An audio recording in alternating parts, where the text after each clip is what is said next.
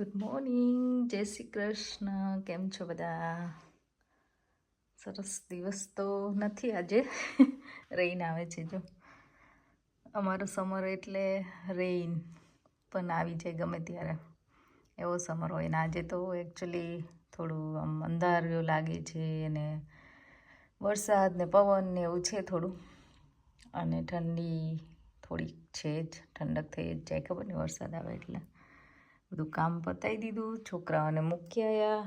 આ જો મારો તુલસી ક્યારો કેવો છે. તુલસી ક્યારો મેં મારી જાતે બનાવ્યો છે. હા, મારા તુલસીજી ઉગી ગયા છે આ વખતે, અને આમાં બીજા વાવેલા છે. હોપફુલી કદાચ ઉગે,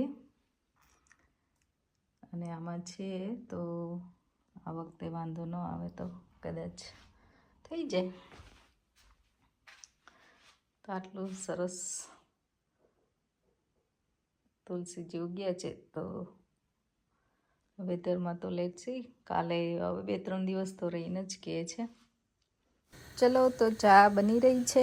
મને કમેન્ટમાં જણાવજો કોણ કોણ અહીંયા ચા લવર છે, કે તમે કોફી પીવો છો કે ચા પીવા જોઈએ તમારે. હું બંધાણી નથી, પણ ગમે મને. અને ચા પીવાની એકવાર આમ સરસ ઠંડી હોય ને ત્યારે તો વધારે ગમે. આજે વેધર એવું હતું. ના જોઈ લો મારા કિચનની ઝલક. નાની એવું કિચન, નાનું એકદમ તો નથી, સરસ છે, માપનું છે, મને ગમે એવું. તો મને હતું કે આજે ફ્રાઈડે બહુ બિઝી થવાનું હતું, કેમ કે સ્નેહને સ્પોર્ટ્સ ડે હતો અને એકચ્યુઅલી વેધરના કારણે કેન્સલ થઈ ગયો, નહીં તો મારે એની સ્કૂલે જવાનું હતું. પણ હવે મંડે છે, તો લેટ્સ સી કે વેધર કેવું રહે છે મંડે, અને થાય છે કે નહીં. બાકી આજે વેધર તો ખરેખર ચોમાસું જ અહીંયા આવી ગયું છે. તો જોઈ લો, સવારનો આજે વચ્ચે આવેલું થોડો આમ સન, પણ બાકી સવારનો વરસાદ ચાલુ જ છે. અને વરસાદ હતું એટલે એ લોકોનો સ્પોર્ટ્સ ડે આજે કેન્સલ કર્યો એ લોકોએ, અને મંડે રાખ્યો છે. તો હવે મંડે હોપફુલી વેધર સારું હોય. 3-4 દિવસ તો હવે વરસાદ અહીંયા કે જ છે. અહીંયા છે ને કોઈ પણ વસ્તુનો પ્લાન કરવો હોય ને તો પહેલાં વેધર જોવું પડે કે એકચ્યુઅલી વેધર સારું હશે કે કેમ. કેમ કે વરસાદ આવે તો થોડું ડિફિકલ્ટ થઈ જાય બધાને. આપણે કોઈ ઇવેન્ટ કે ફંક્શન કરવું હોય, લોકોને ઇન્વાઇટ કર્યા હોય, તો વરસાદમાં થોડું એમ 2 વાર વિચાર આવે કે શું કરીએ આપણે. એટલે વરસાદ અહીંયા વેધર જોઈને બધો પ્લાન થાય. Thank you so much. આજો સ્નેહ ક્યાં જઈએ? સ્નેહ સ્વિમિંગમાં જઈએ છે ને. આજો જોરદાર વરસાદ આવે છે. ઇન્ડિયા જેવો તો નહીં, પણ પલળી તો જઈએ એવો તો આવે જ છે. કેમ સ્નેહ? અમારે મોન્સૂન ચાલતું હોય ને એવું આજે વેધર છે. હું બતાવું તમને. અરે બાપરે, અમરેલા પકડું કેવળ. જો છે ને, મસ્ત વાદળા થયા છે, વરસાદ આવે છે, અને અમારે સ્વિમિંગમાં જવાનો ટાઈમ થઈ ગયો છે. તો શું કરીએ હવે, પલળતા પણ આમ ઇન્ડિયા જેવું લાગે છે. કેમ આજે ઠંડી નથી કાસ ને? એટલે ઇન્ડિયામાં વરસાદ આવે ને કેવી મજા આવે, એવું સરસ છે આજે. I was sweating though.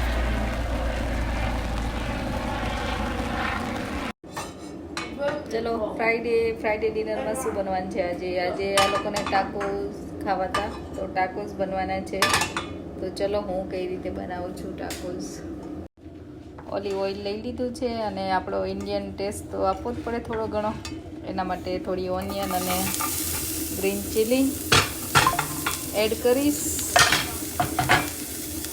આ થોડું કેપ્સિકમ મેં નાખ્યું છે ટેસ્ટ માટે. જો તમારી પાસે રેડ કેપ્સિકમ હોય તો નાખવાનું, વધારે એનો કલર પણ સરસ આવે. આજે તમારી પાસે જે હતું એ મેં એડ કર્યું છે. આ બ્લેક બીન્સ છે, જે એકચ્યુઅલી રાજમાથી થોડા નાના હોય. આમ તો રાજમા જેવા જ દેખાય, પણ બ્લેક બીન્સ છે એ લીધા. તમે રાજમા લો તો પણ ચાલે.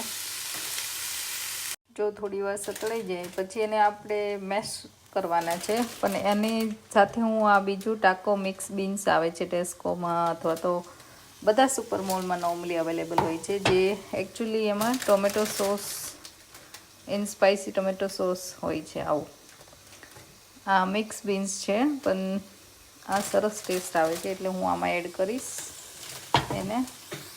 આ રીતે દેખાય તમને જો. અને તમારી પાસે આવા મિક્સ બીન્સ કે ના હોય તો ખાલી તમે રાજમાના 2 ટીન લો અને અંદર તમે પાસ્તા સોસ ખાલી 2 સ્પૂન નાખીને પણ બનાવી શકો. અને આને હવે હું મેશ કરી લઈશ. છે ગુઆકામોલી રાઈટ? તો એમાં શું નાખ્યું ચાતે? કોથમીર નાખી, ટમાટો નાખ્યો.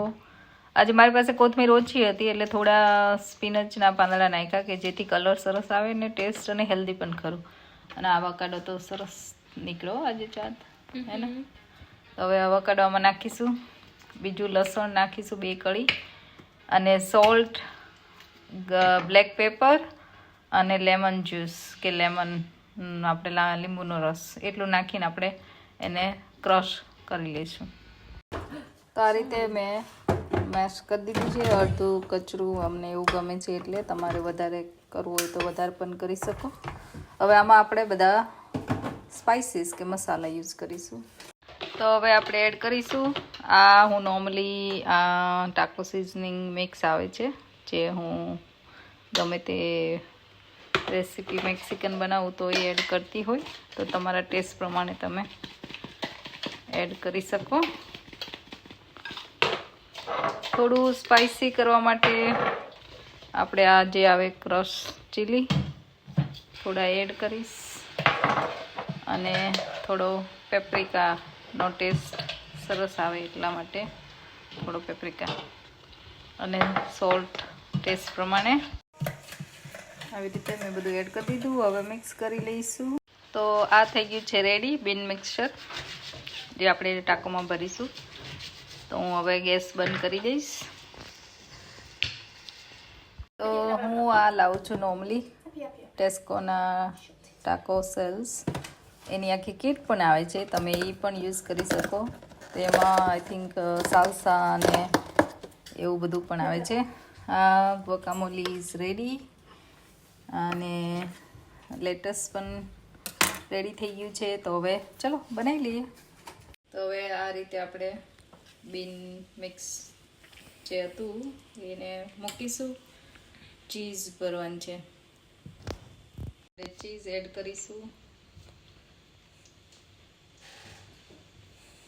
તો આવી રીતે ભરીને આપણે એર ફ્રાયરમાં મૂકી દેવાનું, બરાબર ને?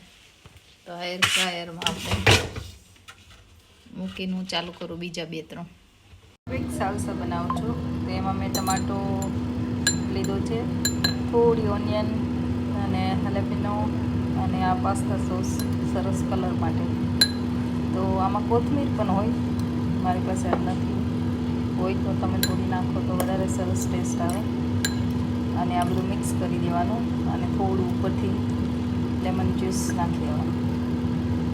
અથવા તો પાર્સલી હોય તો પાર્સલી પણ નાખી શકો, તો જે હોય તમારી પાસે. હું ડ્રાય પાર્સલી છે તો ડ્રાય પાર્સલી થોડી નાખી દઈશ એટલે ટેસ્ટ એનો સરસ આવે. તો આવી રીતે મેં એમાં લેટેસ એડ કરી દીધું છે. ચાટ ને અવાકાડો સાઈડમાં ભાવે એટલે એને સાઈડમાં લીધો છે. તો આ થઈ ગયા છે ટાકોસ રેડી અને ચાટના પેટમાં જાય ગપાગપ, હે ને? સાલસા પણ થઈ ગયું છે રેડી.